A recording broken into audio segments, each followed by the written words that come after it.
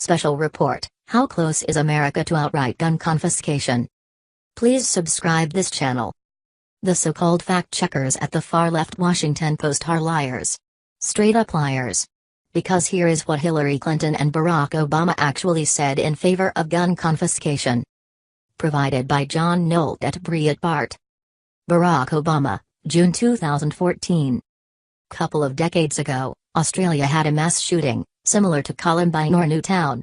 And Australia just said, well, that's it, we're not seeing that again, and basically imposed very severe, tough gun laws, and they haven't had a mass shooting since. Our levels of gun violence are off the charts. There's no advanced, developed country that would put up with this. Barack Obama, June 2015.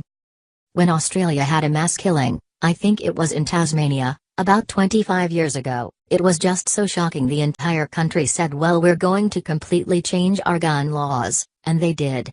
And it hasn't happened since. Barack Obama, October 2015.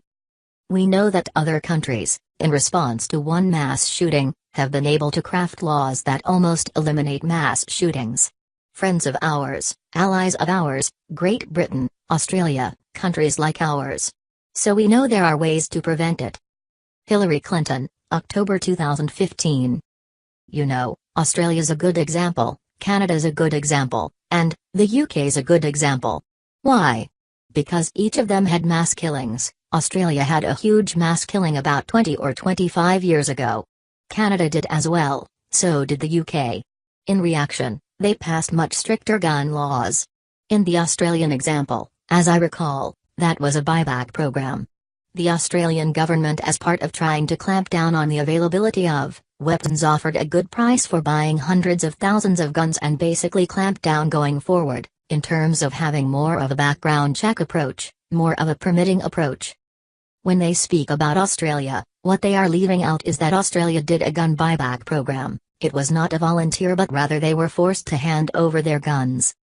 Let's go after facts that provide the very gateway that the Gun Confiscation Act is following and is so danger close that the Democrats and anti-gun groups are foaming at the mouth. The Democrats in the 1980s told President Reagan that if he signed a mass amnesty for illegal immigrants, they would increase border security. 110% lies. Now we suffer 10 to 30 million illegals invading our nation, and Democrats want to make them voting citizens. The Democrats in 1990 convinced President George H.W. Bush to break his promise over no new taxes, promising that the Democrats would cut spending. 110% lies. This cost Bush his re-election, and Slick Willie became president and he passed the ban on assault weapons. Then went on to forget about our nation as he played the sax for sex. 2009, and on dozens of occasions, Obama kept promising the American people that if we backed his scheme for a government takeover of our health care, costs would plummet and no one would lose their doctors or insurance. 110% lies. Millions lost their insurance and doctors, and costs have exploded. Let us not forget the epic push for gay marriage. Again, the Democrats promised it would in no way have an impact on American society. 110% lies. All of a sudden we started seeing Christian cake and floral artists are now being persecuted by the state, and the church itself is next. It is vital that we never forget that gay marriage did not and would never win through democracy, that we never forget that gay marriage was forced upon us by a 5-4 vote, by a single vote on the Supreme Court. Epic important.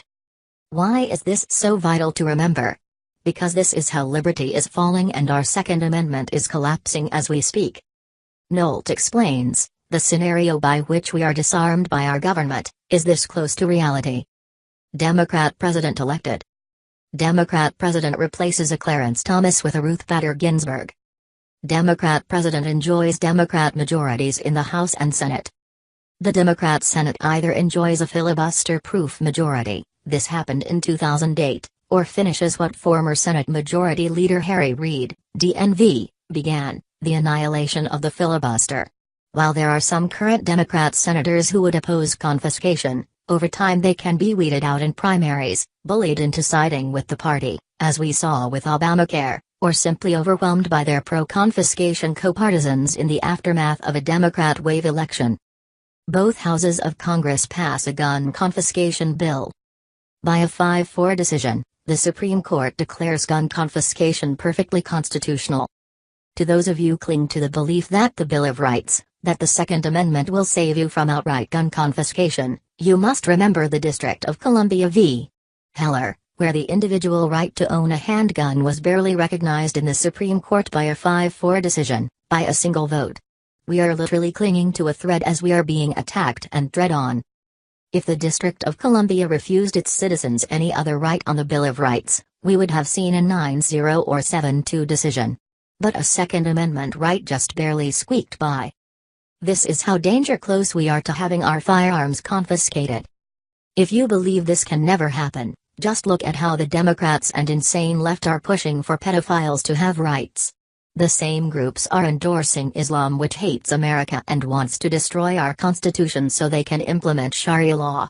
They are the same ones preaching that white males are all racist and must be eradicated as they destroy statues all over nation. Wake up and clear your eyes, it is happening and this is a very real threat that we are under.